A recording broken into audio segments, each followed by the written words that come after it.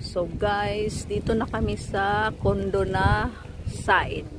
So sa tabi niya, ayan, meron siyang beach or dagat or tapos ayun, tapos meron siyang ayan, pathway papunta dun sa dulo. Sa tabi naman, ayan, sa kabila andito din yung dagat. Tapos ayan, merong mga upuan doon na yun, pwede kang kain, mag tambay-tambay. Tapos ito si Kati yan. Ayan, ayan. Tapos yun, parang may ginagawa ata doon. Hindi ko lang alam anong ginagawa doon. So ayan si Kuya. Morning. Akala ko si Kuya Dudong, hindi pala. Tapos ayun. Yun lang, maganda yung weather, napakaganda. Ano siya, smooth lang yung paligid.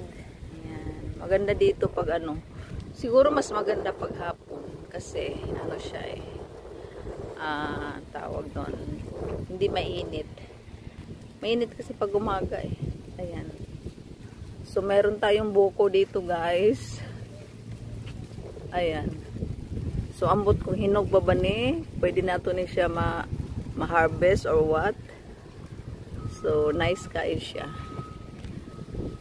So dito naman sa unahan guys, kay murag pwede ba naliguan murag hindi ata Tapos ito. O diba? Ganda yung kapaligiran guys.